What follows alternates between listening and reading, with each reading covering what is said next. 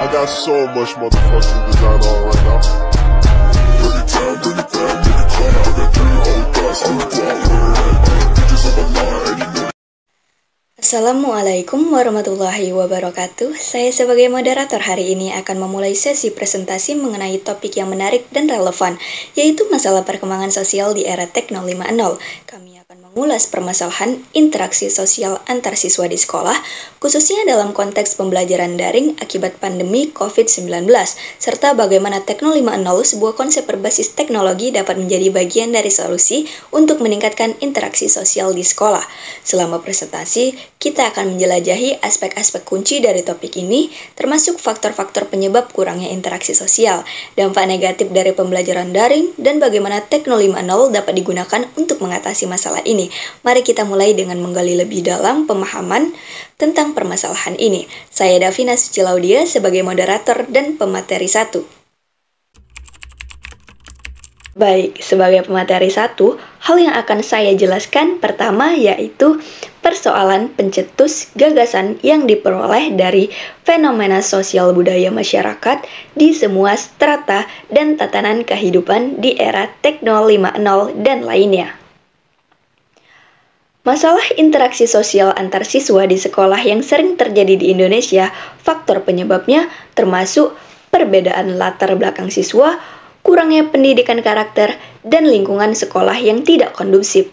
Pandemi COVID-19 memperparah masalah ini dengan pembelajaran daring, mengurangi interaksi sosial, dan menciptakan tantangan seperti kurangnya motivasi belajar.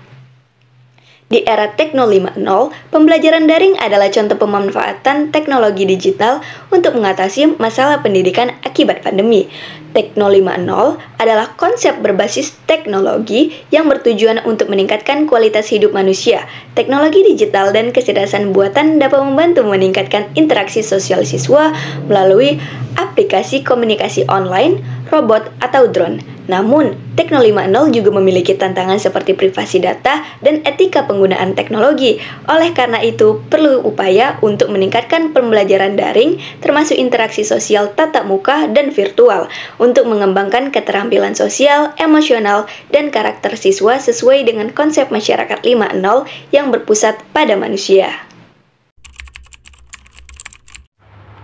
Perkenalkan, nama saya Gunlim Stompul. NIM saya 72333440006. Di sini saya akan menjelaskan yaitu tentang solusi yang menjadi konten ilmiah artikel. Mengembangkan model pembelajaran daring yang berbasis kolaboratif, interaktif, dan bervariasi dengan memanfaatkan teknologi digital dan kecerdasan buatan yang sesuai dengan kurikulum dan kompetensi yang diharapkan.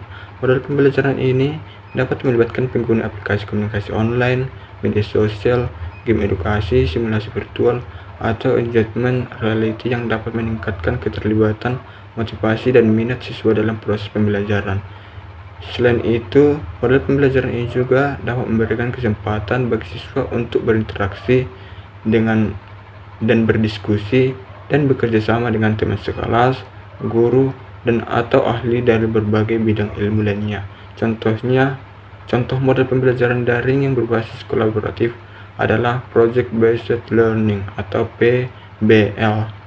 Yang selanjutnya yaitu meningkatkan peran guru dan orang tua dalam mendampingi dan membimbing siswa dalam pembelajaran daring dengan memberikan dukungan, umpan balik, dan evaluasi yang konstruktif dan berkala. Peran guru dan orang tua ini penting untuk mengawasi dan mengatur waktu belajar, mengerjakan tugas, dan menghindari gangguan yang dapat menghambat proses pembelajaran. Selain itu, peran guru dan orang tua ini juga penting untuk membantu siswa mengatasi kesulitan belajar, membunuh rasa percaya diri, dan mengembangkan keterampilan sosial dan emosional siswa. Contoh peran guru dan orang tua dalam pembelajaran daring adalah sebagai fasilitator, mentor, konselor, atau lainnya. Dan selanjutnya itu menciptakan lingkungan sekolah yang kondusif dan inklusif untuk interaksi sosial antara siswa, baik secara tatap muka maupun virtual. Lingkungan sekolah ini dapat mencakup sarana dan prasarana yang memadai, seperti ruang kelas yang nyaman, laboratorium yang lengkap, atau perpustakaan yang modern. Lingkungan sekolah ini juga dapat mencakup kegiatan ekstrakurikuler yang menarik seperti klub minat olahraga, seni, dan organisasi lainnya. Lingkungan sekolah ini juga dapat mencakup budaya sekolah yang positif seperti saling menghormati, toleransi, dan bersahabat. Lingkungan sekolah ini dapat membantu siswa untuk memperluas jaringan sosial, mengembangkan bakat minat, serta membentuk karakter dan nilai-nilai yang sesuai dengan tatanan masyarakat. Sekian, dan terima kasih. Baik, saya Aulia Ramadhani sebagai pemateri 3. Di sini saya akan membahas tentang pihak-pihak yang dipertimbangkan dapat membantu mengimplementasikan gagasan dan peran atau kontribusi masing-masingnya. Dan selanjutnya saya akan membahas tentang langkah-langkah strategis untuk merealisasikan gagasan sehingga dampak sistematik yang diharapkan tercapai. Yang pertama saya bahas yaitu tentang pihak-pihak yang dipertimbangkan dapat membantu mengimplementasikan gagasan dan peran atau kontribusi masing-masingnya. Yang pertama ada pemerintah, khususnya Kementerian Pendidikan, Kebudayaan, Riset, dan Teknologi. Peran pemerintah adalah membantu kebijakan dan regulasi yang mendukung pelaksanaan pembelajaran daring yang berkualitas, inklusif, dan berkeadilan. Selain itu, pemerintah juga harus melakukan pengawasan dan evaluasi terhadap kinerja sekolah, guru, dan siswa dalam pembelajaran daring. Yang kedua, sekolah, khususnya kepala sekolah, guru, dan staf. Peran sekolah adalah merancang dan melaksanakan model pembelajaran daring yang berbasis kolaboratif, interaktif, dan bervariasi dengan memanfaatkan teknologi digital dan kecerdasan buatannya sesuai dengan kurikulum dan kompetensi yang diharapkan. Sekolah juga harus meningkatkan peran guru dan staf dalam mendampingi dan membimbing siswa dan dalam pembelajaran daring dengan memberikan dukungan, umpan balik, dan evaluasi yang konstruktif dan berkala. Selain itu, sekolah juga harus menciptakan lingkungan sekolah yang kondusif dan inklusif untuk interaksi sosial antar siswa, baik secara tatap muka maupun virtual. Yang ketiga, orang tua atau wali siswa. Peran orang tua atau wali siswa adalah memberikan dukungan moral, emosional, dan material kepada siswa dalam pembelajaran daring. Orang tua atau wali siswa juga harus mengawasi dan mengatur waktu belajar, mengerjakan tugas, dan menghindari gangguan yang dapat menghambat proses pembelajaran. Selain itu, orang tua atau wali siswa juga harus membantu siswa mengatasi kesulitan belajar, menumbuhkan rasa percaya diri, dan mengembangkan keterampilan sosial dan emosional siswa. Dan yang terakhir ada siswa. Peran siswa adalah berpartisipasi aktif, kreatif, dan kritis dalam proses pembelajaran daring. Siswa harus memiliki motivasi, minat, dan keterlibatan yang tinggi dalam proses pembelajaran. Siswa juga harus berinteraksi, berdiskusi, dan bekerja sama dengan teman sekelas, guru, atau ahli dari berbagai bidang ilmu. Selain itu, siswa juga harus mengembangkan keterampilan sosial, komunikasi, dan kolaborasi yang penting untuk kehidupan masa depan siswa. Dan selanjutnya saya Aulia Ramadhani sebagai pemateri 3 akan membahas tentang langkah-langkah strategis untuk merealisasikan gagasan sehingga dampak sistematik yang diharapkan tercapai. Untuk merealisasikan gagasan rekayasa ide dalam kegiatan sosial dan kemanusiaan di Sekolah MAN 1 Medan, penulis menemukan beberapa langkah-langkah strategis untuk merealisasikannya, di antaranya yaitu yang pertama, mendefinisikan tujuan utama kegiatan, seperti meningkatkan kesadaran sosial siswa untuk memberikan bantuan kepada komunitas tertentu dan menetapkan sasaran yang spesifik, seperti jumlah siswa yang ingin terlibat atau jumlah bantuan yang ingin diberikan. Dan yang kedua, pembentukan tim pengelola. Membentuk tim pengelola yang memiliki peran dan tanggung jawab yang jelas, termasuk koordinator kegiatan, anggota staf sekolah, dan siswa yang berperan aktif dalam perencanaan dan pelaksanaan. Yang ketiga, rencanakan kegiatan. Membuat rencana kegiatan yang rinci, termasuk jadwal, anggaran, dan sumber daya yang dibutuhkan dengan memastikan kegiatan tersebut sesuai dengan visi dan misi sekolah. Yang keempat, edukasi dan pelatihan. Menyelenggarakan sesi edukasi dan pelatihan untuk siswa-siswi agar mereka memahami tujuan, nilai-nilai, dan keterampilan yang diperlukan untuk kegiatan tersebut. Dan yang kelima, kemitraan dengan komunitas. Menjalin kemitraan atau kerjasama dengan organisasi sosial, yayasan, atau komunitas yang berpengalaman dalam kegiatan kemanusiaan untuk mendukung dan memberikan panduan. Keenam, rekrutmen relawan. Mengajak siswa dan masyarakat sekitar sekolah untuk menjadi relawan dengan membuat proses pendaftaran yang mudah dan menyertakan informasi tentang manfaat partisipasi.